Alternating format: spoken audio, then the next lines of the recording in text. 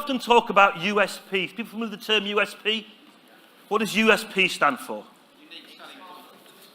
No, it doesn't. It stands for the usual stuff people say. And I want to stress... My name is Andy Hanselman and I'm a keynote speaker. If you're looking to improve the customer experiences your people provide, then I'm your man. I help people create outstanding customer experiences with AI. No, not artificial intelligence, but genuine, personalised, human, authentic interactions that actually make customers feel valued, come back for more, tell other people and spend more. I speak at all sorts of events, and here are a couple of clips from a recent intimate gig that gives you a feel for my approach. If you like what you see, please do get in touch. Quick example. Imagine a situation. You're in London. You're there for a 3-day conference. It was happened to a client of mine, HR director of business in Leeds. Went down to this conference. Got off the train, King's Cross, went to get her taxi and suddenly realised that her purse had gone. It had been nicked, stolen, or she'd lost. Went running back, couldn't find it. She was luckily, Andy, I got enough cash in my pocket to actually pay for the taxi. Well, I hoped, because I'm watching the little rate going up. Have I got enough to... Anyway, luckily I did. She got to the hotel, which had been paid for by her company. So she's now in a room having to ring round the banks to cancel her cards. Anybody ever had that experience? Name, number, password, mum's maiden name, dog's inside leg measurement, favourite pet when you were 3, favourite film when you were 6, and it just goes on and on. It says it was incredibly painful until she rang First Direct. And she rang First Direct and this lady said, where are you now? Are you okay? Are you safe? She told her the story of what had happened. She goes, are you okay? Are you? She goes, look, I can get your card to you in the next 2 or 3 days. But that's no good to you if you're living in Leeds and this is in London. What can you do for me for the next 3 days? She went, oh, crap, I've not even thought about that. Because, well, I've had a quick look on Google Maps. About 450 yards down the road from your hotel, there's an HSBC bank. If you tell me what you're wearing tomorrow, again, look out for you, I'll have £250 waiting for you if that's all right. You managed to do some security checks, but that's what we'll do. Is that okay? She went, that's fantastic, thank you. Well, my name's Sarah, I'm just doing my job. Any problems, give me a call. That, to me, is about customer delight. But I had a quick example.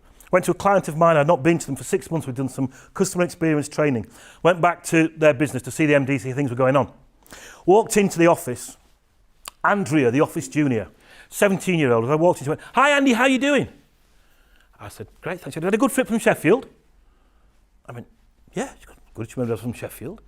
She goes, John, with a couple of minutes, would you like a cup of coffee while you're waiting? I said, yeah, but great. She goes, it's black, no sugar, isn't it? I said, how do you know that? She goes, it's my job to know. And what she'd taken from the training, we talked about this stuff, she'd actually created a little database system of how people took the coffee. Not a big deal. I said, does it work? She goes, it's brilliant.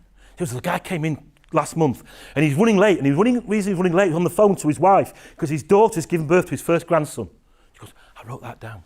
When he came in yesterday, I said, how's your grandson? He went running out, brought back some photographs to show me. Now, it's not going to change the world, but it's this whole idea of showing customers that you know them. Ritz-Carlton hotels. Every member of staff at Ritz-Carlton is empowered to spend up to $2,000 to solve a customer's problem without talking to a manager. Great story of a guy called Chris Hearn staying at the Florida West Keys Ritz-Carlton, comes home from his holidays to be told some tragic news.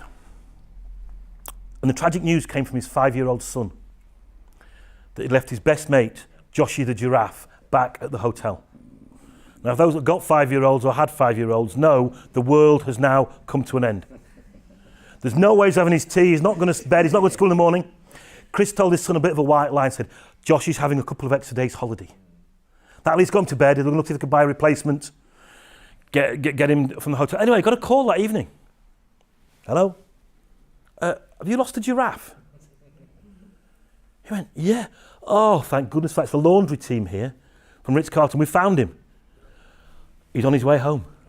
Oh, that's fine. He said, we found him at 11 o'clock this morning, been ringing around our customers all day to find out who he belongs to. He's on his way. Fantastic. He says, I don't know if you could help me. I did tell my son a bit of a white lie. Is there any way you could take a picture of Joshy on his holidays that I could show my son? We'll sort that out for you, sir. 2 days later, Joshy arrives in this package with some Ritz-Carlton goodies.